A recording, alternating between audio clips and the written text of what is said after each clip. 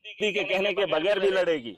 मोदी के प्रधानमंत्री होने के बावजूद भी हमने पाकिस्तान को सबक सिखाया है। अंधभक्तों की भक्ति के अलावा भी हमने इस देश की रक्षा की है। अंधभक्तों को बता दो तुमसे बेहतर हमने काम करके दिखाया था। लेकिन आज पाकिस्तान को इतनी जरूरत नहीं होती कि हमारा देश का प्रधानमंत्री खुद बोलता हमें धमकी मिली। ये बोलना था, धमकी दी पाकिस्तान ने, न्यूक्लियर की धमकी, हम डरेंगे नहीं। अरे डरे क्या, तुमने एक दो लाइनों का जवाब दे दिया और फिर रैली निकाली।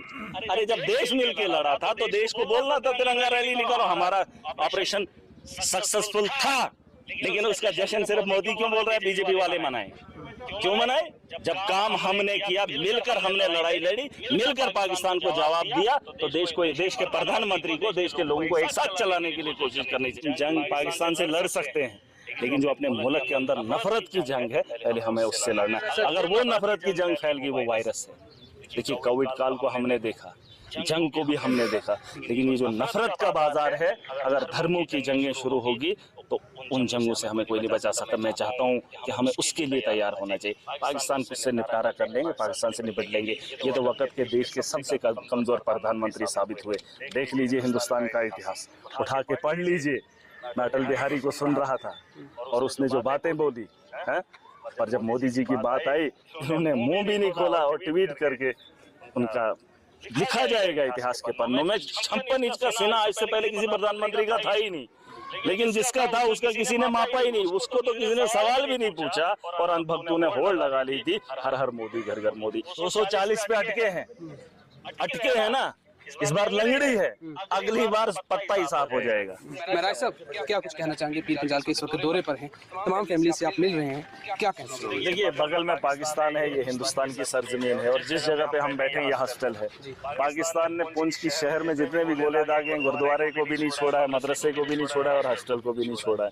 उनके पास टेक्नोलॉजी तो है नहीं, बस दबा दिया, आगे डाल दे, किस पे पड़ेगा वो जरूरी नहीं।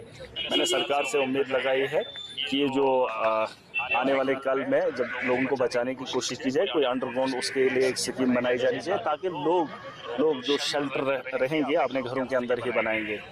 तो उसके लिए देखिए कोशिश है, अब सरकार की जो जिम्मेदारी है वो निभानी पड़ेगी। पाकिस्तान से तो भरोसा नहीं है कि वो अपनी हरकतों से बाज आ जाए। उसने कई सालों से यहाँ के लोगों को इस अमन में दखल अंदाजी डालने की कोशिश की है। हम तंग आए हैं आतंकवाद से, लेकिन न ये मानते हैं न वो मानते हैं। वो हमारे हमदर्द बनते हैं। मैंने उनको कहा हम सिर्फ जम्मू कश्मीर के मुसलमानों के हमदर्द क्यों बन रहे हो, फलस्तीन के अंदर इतना जुल्म हो रहा है, वहाँ के लिए क्यों नहीं जा रहे हो? है जब हिंदुस्तान के अंदर उनसे ज्यादा तादाद में, डबल दुगनी तादाद है हमारी इस मुल्क में, हमारी फिक्र कर रहे हैं 22 करोड़ लोग। अरे तुम अपनी फिक्र नहीं कर रहे हो। उन निहत्तों की बात करनी थी जिनके लिए दुनिया इस वक्त खड़ी है, जो भूख से मर रहे हैं, जो प्यास से मर रहे हैं और जिन पर दुनिया का सबसे ज्यादा बारूद बरसाया जा रहा है, उनके लिए जाओ ना। हम भी आपको दुआएं देंगे। उन लोगों की आप बात नहीं कर रहे हो, बस आपको ये जमीन चाहिए, ये हम आपको नहीं देंगे। हम वो लोग हैं, हम वो कौम है जो एक भाई को चप्पा नहीं देते हैं, एक जमीन का चप्पा अपनी माँ के जने हुए भाई को नहीं देते। इनको लगता है हमें देने में तैयार है। अरे तुम्हारे गोले से क्या ये गारंटी है कि मुसलमान पे नहीं दागोगे? अरे जो पुंछ के अंदर मौतें हुई वो कौन लोग हैं? लेकिन कुछ देश के अंदर ऐसे नासूर लोग बैठे हैं जो हम जंग पाकिस्तान से लड़ सकते हैं, लेकिन जो अपने मुल्क के अंदर नफरत की जंग है, पहले हमें उससे लड़ना है। अगर वो नफरत की जंग फैल गई, वो वायरस है। देखिए कोविड काल को हमने देखा, जंग को भी हमने देखा, लेकिन ये जो नफरत का बाजार है, अगर धर्मों की जंगें शुरू होगी तो उन जंगों से हमें कोई नहीं बचा सकता। मैं चाहता हूं कि हमें उसके लिए तैयार होना चाहिए। पाकिस्तान को से निपटारा कर लेंगे, पाकिस्तान से निपट लेंगे। ये तो